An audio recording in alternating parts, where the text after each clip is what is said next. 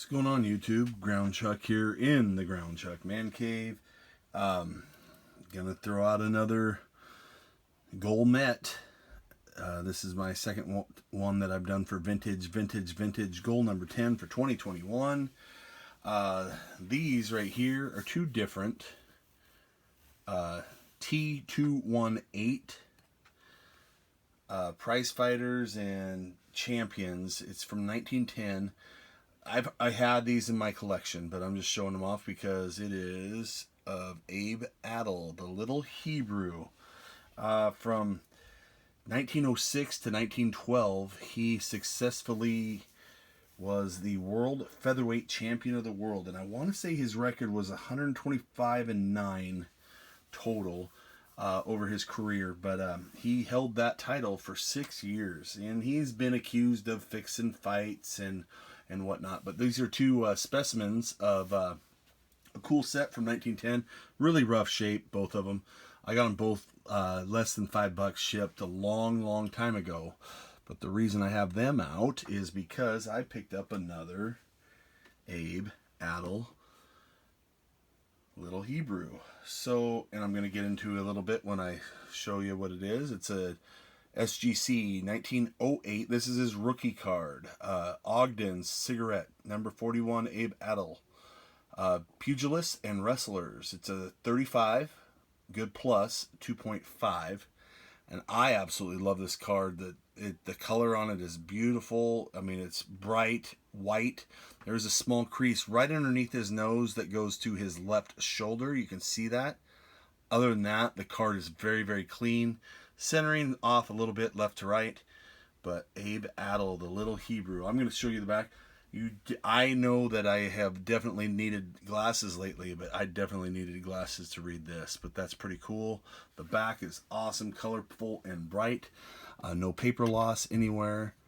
And I'm going to put that right here. So the reason I was going for this, and I made a purchase, is because if you don't know, he is involved in the 1919 Black Sox scandal. He was friends with the mobster, gangster, however you want to describe him, Mr. Rothstein. And he, gosh, what was his first name? I forget. Arnold Rothstein, yes. And he actually was a money man, strong man that was delivering money or back and forth in a messenger for the from the people that were in on the fix and the White Sox players who were in on the fix. So it's just pretty cool. A great movie that came out in 1988, 8 Men Out. If you haven't watched it, it's a pretty good baseball movie. It's sad for the history of the game, but it kind of properly documents, I guess, if you will. But it's a good movie. It's a good baseball movie. It teaches you a little bit more about the game and whatnot, and the history of the 1919 White Sox or Black Sox, however you want to look at it or call them. But I just kind of thought this was a sweet vintage pickup, and I just got that. I'm very happy with it. Another tobacco card I just got. I mean, you can't get upset about adding tobacco cards to your PC and your set, especially something that has history to the game. I believe he's even a Hall of Famer boxer in the Boxing Hall of Fame. I'm not positive on that. I know he's in the Jewish Sports Hall of Fame, that kind of thing. But he was at one time the greatest for 6 years at his weight division, so that's pretty cool. I enjoy learning about the game and sports and history, and this was one that I was very happy to add to my collection. It's slabbed. I didn't pay a pretty fortune for this at all.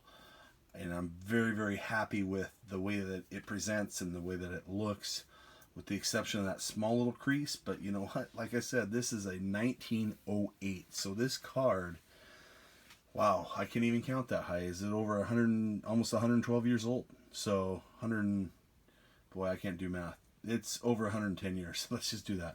But yeah, so it's pretty cool addition to my PC and just some vintage. I want to keep hitting these goals. So thanks for watching, YouTube.